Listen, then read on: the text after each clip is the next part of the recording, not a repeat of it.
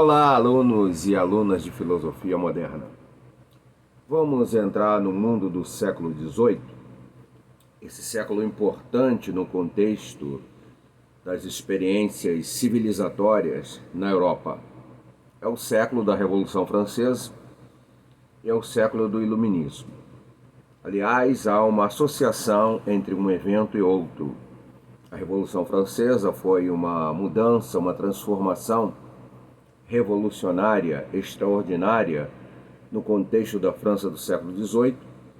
E esta revolução, esta transformação, essa mudança política, se deu com base nos fundamentos da filosofia iluminista.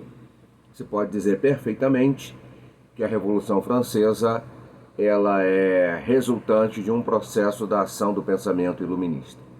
Essa revolução que vai fazer com que a França e depois toda a Europa tenha um outro perfil político, social e econômico bastante diferenciado da experiência que caracterizou o antigo regime, ou seja, o absolutismo e o feudalismo. É isso que nós definimos como antigo regime. Essa associação de feudalismo com o absolutismo. No plano político, o absolutismo monárquico. E no plano econômico, temos o feudalismo, aquela experiência de organização econômica bastante diferente do capitalismo, que é caracterizada por uma economia de subsistência e não uma economia produtora de excedentes. Pois bem, então o iluminismo é um evento, um movimento importante, essencial para compreender os rumos da modernidade na sociedade ocidental contemporânea. É um movimento quase que de culminância de um processo, o processo de secularização que tem início no início do século XV e final do século XIV, dessa ruptura entre ordem medieval e ordem moderna. Esse processo de modernidade vai efetivamente encontrar o seu ponto máximo de expressão no mundo do iluminismo, no século XVIII, um movimento que essencialmente ocorreu na França, mas que se irradiou com a sua influência por todos os países da Europa e até mesmo fora da Europa houveram influências significativas do movimento iluminista, fazendo com que intelectuais de todos os continentes, de outros continentes, tivessem uma consciência diferente do homem, da razão, e do papel dessa razão para organizar a vida social e questionar determinadas questões relativas à ordem social existente. O iluminismo, portanto, é um movimento que estaremos estudando, vendo definição, vendo também características e no momento final estaremos observando alguns pensadores iluministas significativos. Queremos começar, então, fazendo uma leitura de um texto de Kant, o filósofo alemão, cujo título é O que é esclarecimento? Esse texto é do século XVIII, mais precisamente 1783, que dá bem o senso, a lógica, a natureza e a índole do iluminismo. Diz assim, o filósofo, esclarecimento. Então, essa palavra que abre essa colocação, ou esse parágrafo, esclarecimento. A tarefa da filosofia é esclarecer. A filosofia existe para combater obscurantismos, para combater ignorâncias, para combater pensamentos equivocados acerca do pensamento e acerca da realidade que esses pensamentos equivocados pensam. Então, a palavra esclarecimento é uma palavra importante. Esclarecimento é a saída do homem, do ser humano, lógico, de sua menoridade. Então há uma ideia aqui dessa vida adulta, dessa vida madura e a menoridade.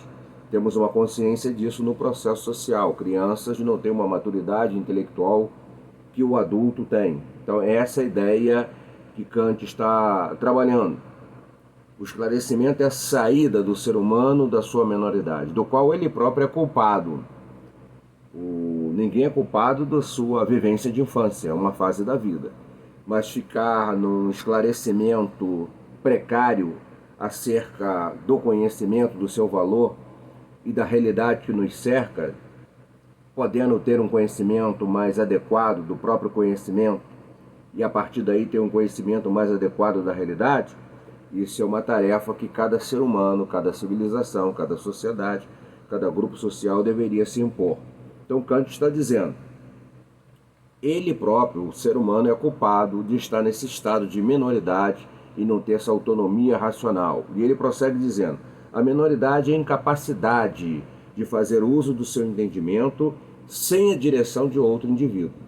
Ele fala sem a direção de outro indivíduo, mas evidentemente sem a direção de nenhuma outra força cultural ou intelectual que não seja ele mesmo. São indivíduos teleguiados. É essa denúncia que Kant está fazendo. São indivíduos submissos a inteligências alheias. São indivíduos que não pensam por si mesmos, são manipulados, são conduzidos dentro de uma outra perspectiva de compreensão de si mesmo, da vida e das estruturas do saber, que não aquelas que ele mesmo gerou, que ele mesmo constituiu, construiu e fez uma adequada sistematização.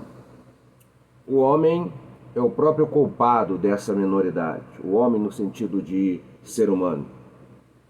Se a causa dela não se encontra na falta do entendimento, mas na falta de decisão e coragem, atitude.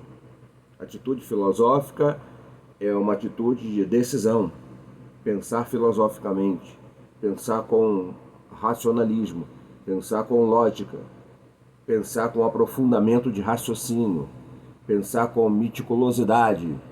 Então isso é uma decisão e é também um ato de coragem, porque às vezes é preciso desafiar o que está posto, o que está estabelecido. Às vezes será preciso pensar um pouco contrariamente a uma hegemonia de pensamento existente, em nome da verdade, ou em nome da eficaz investigação.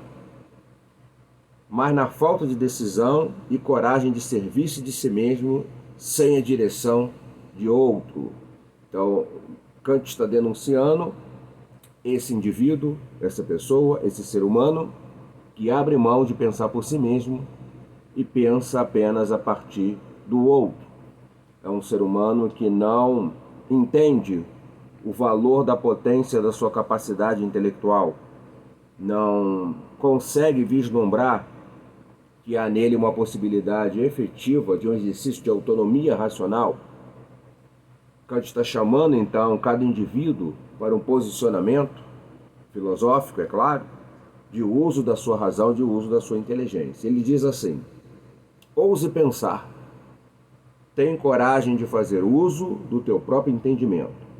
Tal é o lema do esclarecimento. Essa definição, nós veremos também uma outra definição ainda de iluminismo, mas é perfeitamente cabível e coerente com a lógica do iluminismo. Então a lógica do iluminismo, desse movimento filosófico racionalista do século XVIII na Europa, é buscar conscientizar o ser humano da possibilidade e da necessidade de um exercício intelectual de autonomia racional. Ousar, pensar e sair da minoridade intelectual, como diz Kant. Prosseguiremos um pouco mais adiante.